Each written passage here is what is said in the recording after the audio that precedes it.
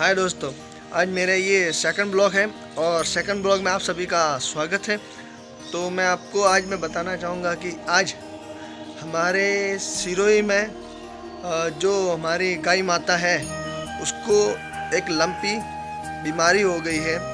तो अभी हमारे इधर एक मान्यता है कि माँ शीतला के ऊपर अगर उनको जल चढ़ाया जाए तो उनको जो गौ माता को जो बीमारी हुई है उसमें उनको लाभ मिलेगा।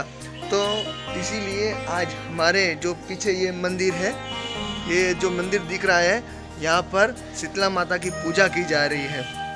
तो मैं आज आपको बताऊंगा, हो सकता है तो मैं वहाँ पे वीडियो लूँगा क्योंकि यहाँ पे लेडीज़ आती हैं और आपको मैं दिखा भी देता हूँ। ऐसे यहीं से ऊपर से मैं दिखा देता हूँ कि यहाँ कैसे अगर हो सकेगा तो मैं वहाँ से वीडियो ले लूँगा। और ऐसा है कि जिस तरह से गौ माता के ऊपर अत्याचार होते हैं और गौ माता को कितने सहन करना पड़ता है, पता नहीं किधर कुधर से कुछ का कुछ खाती रहती है, तो उससे भी कई तरह की बीमारियां होती है।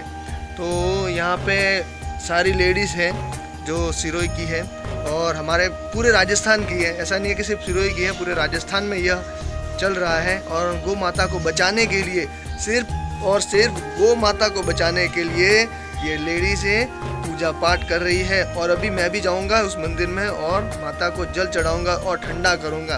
और एक बात और कि आज के दिन हमारे पूरे सिरोही में ठंडा खाना खा रहे। ठंडा खाना से मतलब ये होता है कि बासी खाना जो हमने कल बनाया है, कल रात को और शाम को हमने जो खाना बनाया है, आज वह खाना हम आज खाने वाले हैं। और इस तरह से माता की सेवा करेंगे और जो भी है, जो भगवान से है, जो शीतला माता है, उनसे हम प्रार्थना करेंगे कि हमारी गौ माता की रक्षा करे और जो गौ माता के ऊपर जो बीमारी आई है उस बीमारी को दूर करे।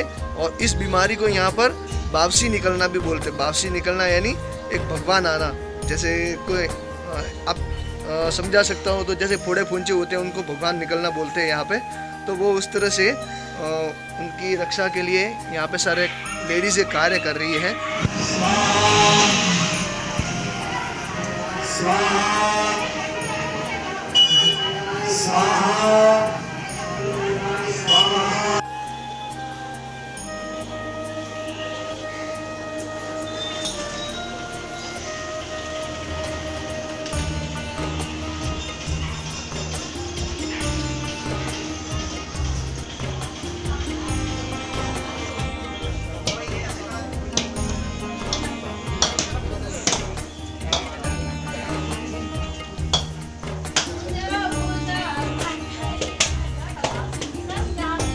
गाओ गाओ।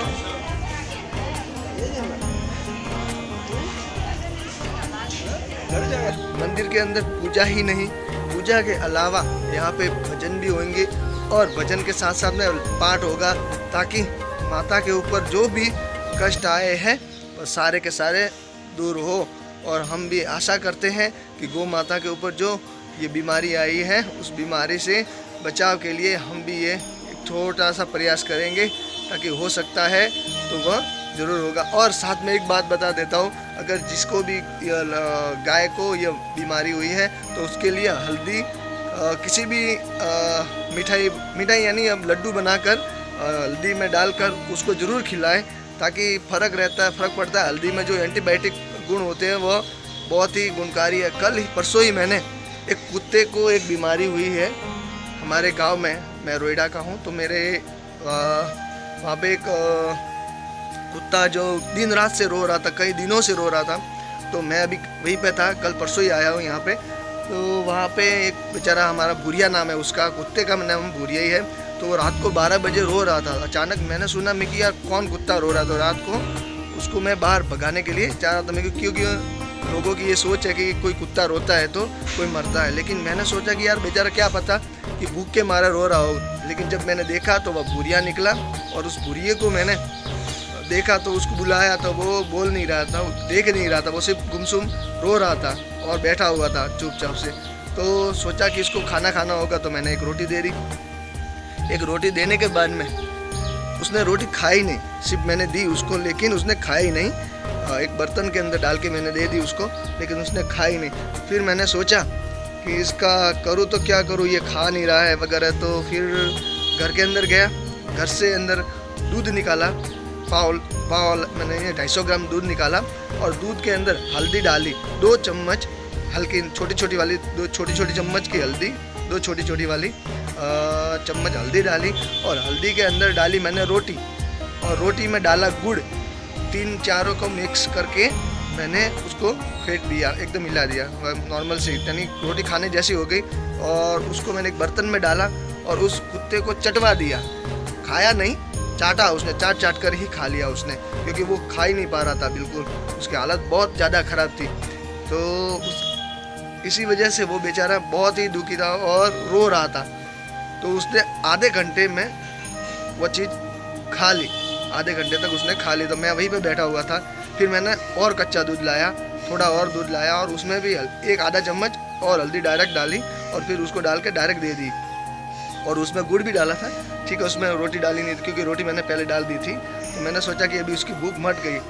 तो दूसरे दिन फिर जब मैंने उसको देखा तो वो आराम से रोटी भी खा रहा था। और बाद में इसको बारे में मेरे को पता चला कि ये कई दिनों से बेचारा कुत्ता रो रहा था, आज ये बेचारा खाना खा रहा था, तो इसको लगता है कि ठीक होगा।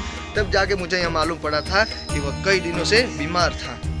और इसी प्रकार से हल्दी से मैंने उसका पेट में जो भी उसको भूख लग रही थी या फिर उसको जो भी था, वो हल्दी की वजह से, सिर्फ हल्दी और गुड़ डाला उसकी वजह से उसकी वो बीमारी थी वो ठीक हो गई। अगर आपको मेरे ये जानकारी अच्छी लगी हो तो आप इस चैनल को सब्सक्राइब जरूर करें और मेरे इस ब्लॉग को सपोर्ट करें। अभी मैं आया हूँ सुबह सुबह एक बार फिर से सूर्य देव को जल चढ़ाने, और इस जल का मैं उपयोग, इसको मैं यहीं पे नहीं रखता, इस जल को मैं इस थाली, इस बर्तन के अंदर, ये जो थाली है इसके अंदर मैं सेब रखता हूँ और यही पानी मैं वापस पी भी जाता हूँ, ताकि भगवान के जो गुण हैं, जो मैंने प्रार्थना की है, उस गुणों को सीधा मेरे शरीर में प्रवेश करे। यह मेरी मान्यता है। आपकी क्या मान्यता है आपके हिसाब से? अगर आप भी ऐसा करना चाहते हो तो सूर्य देव को जो जल चढ़ाते हैं उस जल को अपने एक बर्तन में लो और सूर्य देव को चढ़ाया हुआ जल अपने किसी भी पानी वाले बर्तन में उस पानी को डाल दो और पूरे दिन पीते रहो और अपने घर और परिवार वालों को भी पिलाते रहो, ताकि जो भी आपकी तकलीफें होगी वह भगवान दूर करेंगे। प्रसाद के रूप में आपको यह लेना है। जय श्री महाकाल।